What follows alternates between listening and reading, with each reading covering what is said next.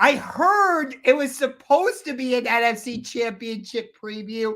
I thought on the very first play last night, your Eagles would just go tush push, but they didn't.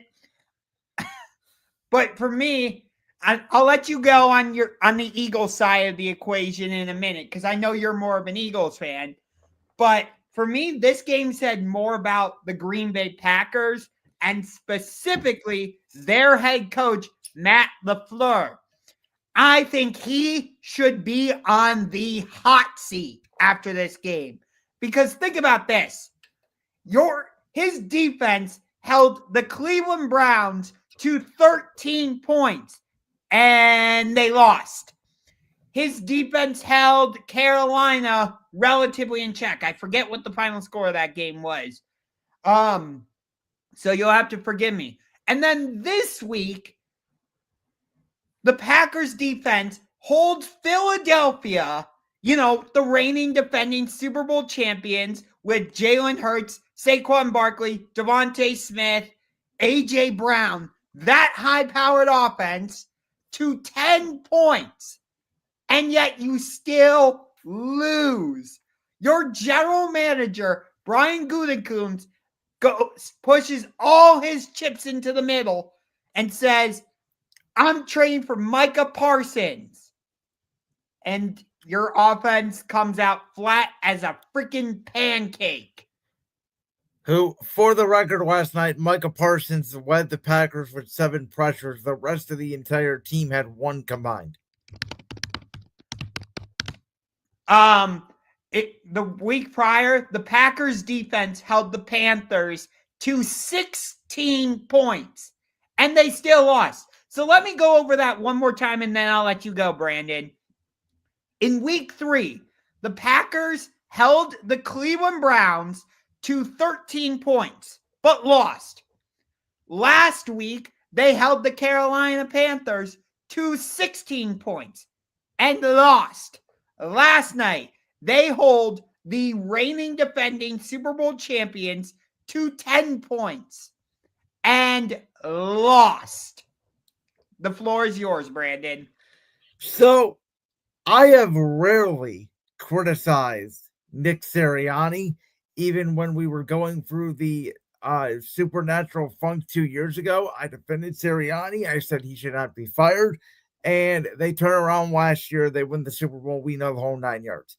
I'm not going to put last night's game directly on Sirianni. I thought it was a weird game. I thought it was going to be a defensive game. I didn't expect 10-7. I thought it was going to be like 17-14. I thought it was going to be very similar to the NFC wildcard game a year ago. What I do want to talk about, and what I will put on the head of Nick Sirianni, is this. Josh, I have no earthly idea in the world of God's green name why on 4th and 6 from about the Green Bay 41-ish yard line, my Philadelphia Eagles decided to go for it, throw a ball up to A.J. Brown. That ball lands incomplete, and you give the Green Bay Packers the ball back with a chance to get in field goal range when your defense had been playing out of its world.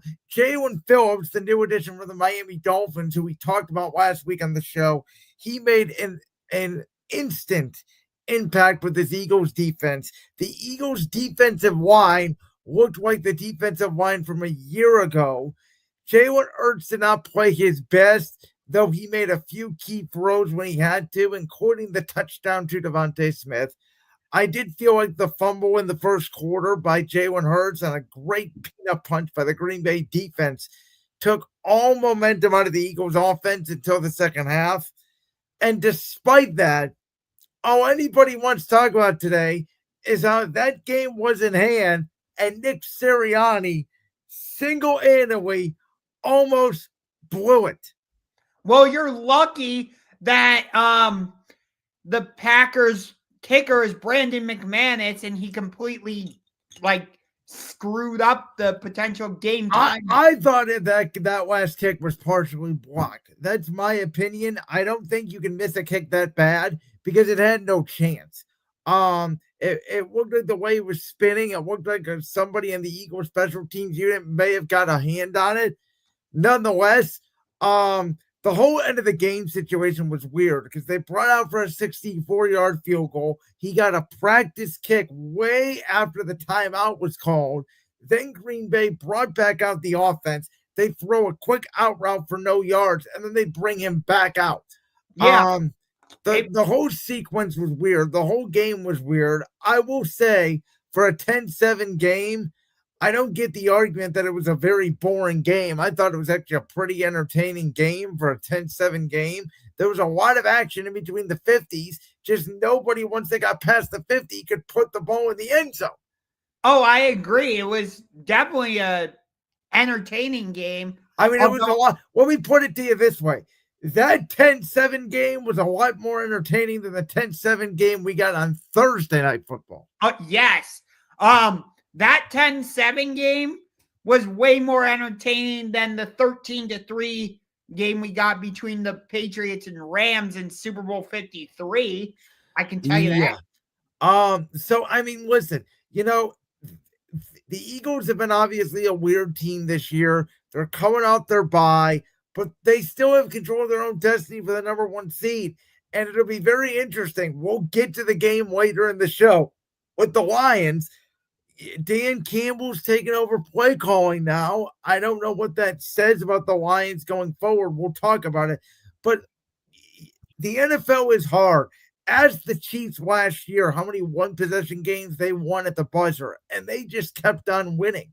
So I think as long as this Eagles team keeps on winning, that's going to be the motto of this team, is do it any means necessary. And they're in prime position in the NFC East because since they last played in Week 8, no team in the NFC East has won a game. Whereas for the Packers, they're in danger of being, at best, third place in the division. Yeah. To finish off your point on the Eagles super quick, the last time we had a repeat division champion in the NFC East was, I think, 2004 when your Eagles It was the 2004 Eagles who won it in 2001, 2002, 2003, and 2004. All of those teams went to the NFC Championship game, and 3 of those teams did not make the Super Bowl.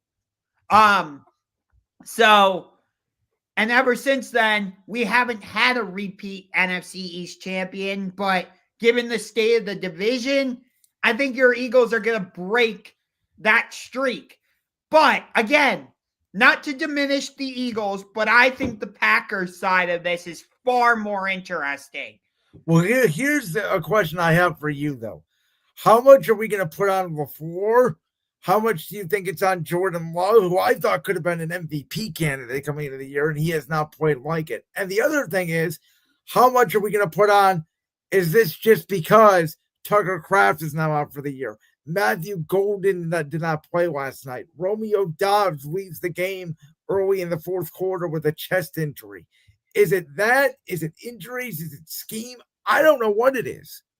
So, if you remember, and I'm going to keep bringing this up, we both had the Packers reaching the Super Bowl. I have them beating the Baltimore Ravens. You have them losing to the Buffalo Bills. I'm going to keep harping on that. And we both had the Packers. I think you had the Packers finishing as the 2 seed. I had them as the 1 seed, if I'm not mistaken. That is correct. Okay. And yet here they are sitting in third place in the NFC North, not just behind the Detroit Lions, but also behind the Chicago Bears. Which that really says something to me.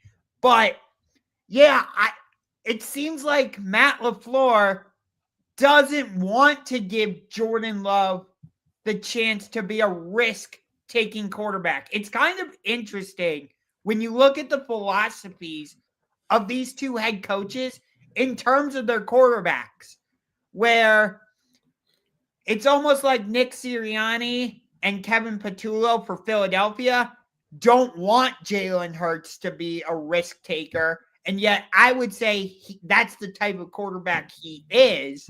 I disagree with you. Because if you look at the numbers, Jalen Hurts throws 25 times or less and doesn't turn the football over, the Eagles are almost undefeated. Okay. No, I not. That's fair. And then with the Packers, I almost want to say the same thing. I think it's the opposite. I think that Jordan Love wants to be a risk taker. Yes, that's how I meant. That's how I meant to say it. And LaFleur is not wanting him to be a risk taker. Where I think Jalen's personality is actually, I'm going to do what's best for the team. I'll throw for 300 yards or I'll throw for 50. I don't care. I thank you for saying that. That's how I meant to say it, where Jordan Love wants to be the risk taker. Jalen Hurts, he can be, but he doesn't necessarily want to. I appreciate you saying that because I just said it wrong originally. No, I completely agree.